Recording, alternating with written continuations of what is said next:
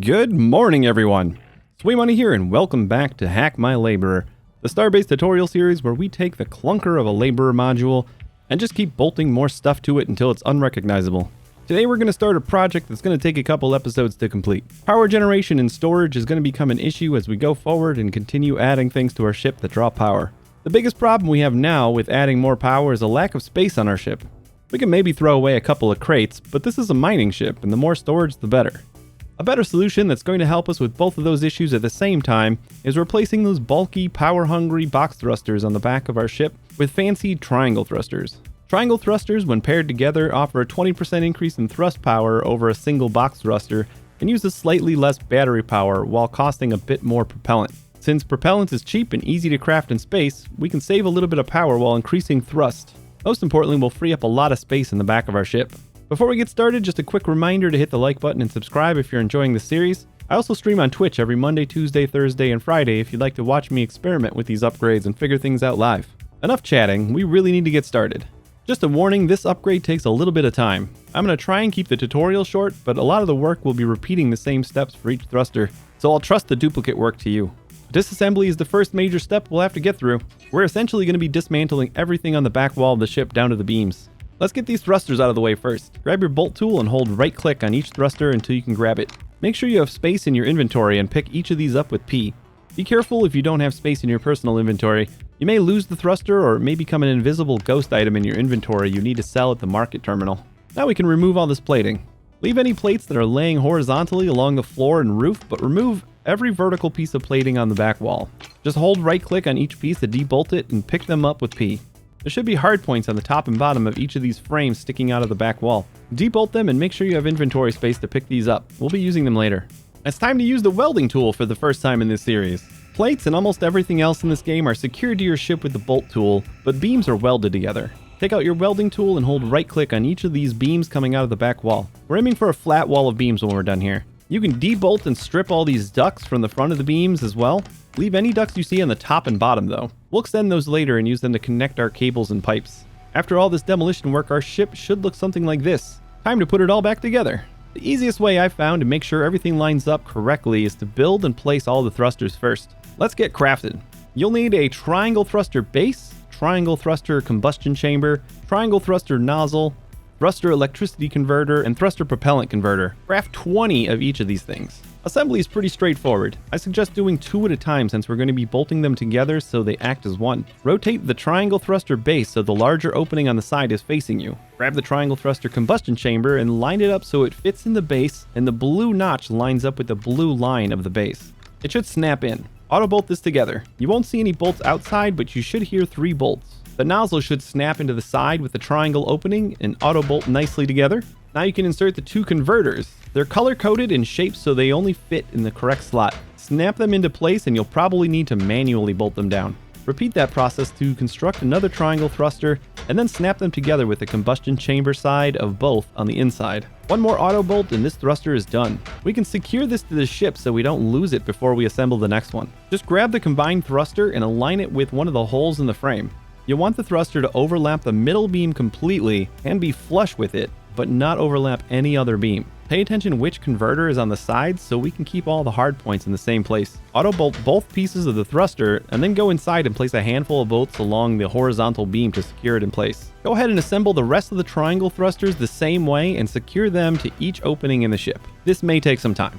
Now that the thrusters are finally in place, we can assembly line a lot of this next step. Start out by crafting 20 72cm beams, 10 36cm beams, and 10 48cm beams. An update to Starbase appears to have fixed the issue with using your hotbar to place items from your station inventory. This is going to make it a lot easier to just go down the line with each piece. Your first job is to place all the hard points we recovered from the demolition stage onto the hard point plate of each thruster. Make sure you line it up completely with the hard point spot that isn't cut off by a beam. There should be a small gap between the existing beam and the hard point on 2 sides. Auto bolt these down to the thruster. Next, put the 72cm beam on your hotbar and just go down the line filling in 2 beams horizontally along the edge of each hard point. If it looks like this when you're done, you're ready to weld. Hold the left mouse button over each piece of beam until it turns its normal gray color. If you see any green or brown beams, weld them again until they turn gray. Next, put the 48cm and 36cm beams on your hotbar and go through each thruster, adding a vertical support to the side edge of the hardpoint.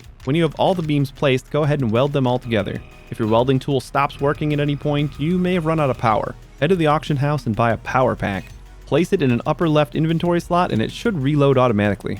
All that's left is to bolt the hardpoints down to these new beams. Typically, hardpoints always need to be bolted directly to the beams with at least 4 bolts. Just go along the edges of the new beams we placed and add a few bolts to each side. And we might as well place another line of bolts along all the beams we just added to make sure the thruster is never coming off. The only thing left to do is wire everything up. For this, the easiest thing to do is to extend the ducts that are already visible on the top and bottom with an extra 96cm piece so we have room to connect cable and pipe. You probably have some 96cm duct pieces that you recovered from taking everything apart, but if you don't, craft 10 of them.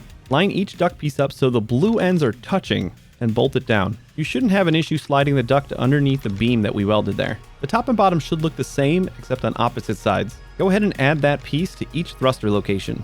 One more quick task before we wire things up. If you look at the floor and ceiling, you'll notice this T-shaped duct piece bolted to the hard point below it. I want to move these to the back wall so we can eventually close up this hole in the floor. Debolt the T-duct, grab it with E, and just rotate it so it snaps the 96cm duct extension we just added, and auto bolt this down. You should see a nice staircase of blue ends. You can check the data connection for the hardpoint to make sure you didn't break anything. Repeat this at each thruster. We're almost done putting this all together. Grab your cable tool and run a cable from the hardpoint to the duct we just added. Continue down the line to run cable for each hardpoint. Now grab the pipe tool and run a pipe from each hardpoint to the duct as well. That should be all the hard manual labor we need to do. This is how things should look in the back of your ship when you're done. Check the data connection on your thrusters just to make sure they're all hooked up okay. If you have any thrusters without data, check that the blue pieces of ducts are touching each other and that the cable and pipes are touching the duct. Also verify that the hardpoint is lined up correctly. We still have one more important step. We need to tell our main flight computer it can use these thrusters. If we look behind our pilot seat, we'll see our flight control unit and main flight computer. Check out the data connection on the larger main flight computer. We have what looks like a bunch of nonsense. The important fields here are thruster power level 01 through thruster power level 50.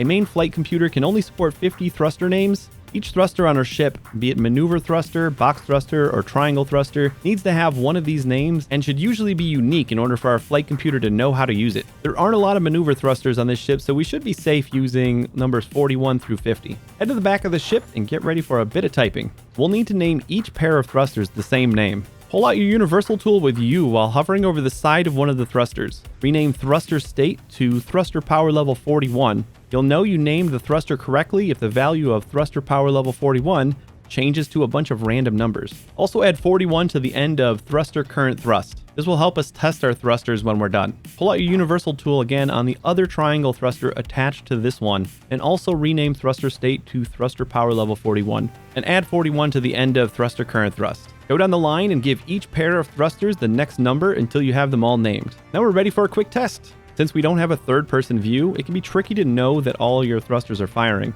But since we renamed our thruster current thrust fields to be unique for each pair of thrusters, we can make sure they're all good from the comfort of our pilot seat. Have a seat and point to anything on the dashboard and take out the universal tool. In the search box on top, search for thruster current thrust. You should see a list of all your thrusters. Make sure cruise is off and just tap shift to give the thrusters a little bit of gas. If you scroll through the fields on the universal tool, numbers 41 through 50 should all show some numbers when you fire your thrusters. If any of them still say 0, there's something wrong with that thruster connection or name. That felt like a job, but thanks for watching. In the next episode, we're going to clean up the back of the ship and continue improving our ship's power capabilities. If you're enjoying this series, a like is really appreciated, and don't forget to subscribe so you don't miss the next one. I stream every Monday, Tuesday, Thursday, and Friday on Twitch, where I experiment with all these upgrades and tweaks. If you want to watch the process live, you can follow me at the link below. Thanks again for watching. I'll see you in the next one.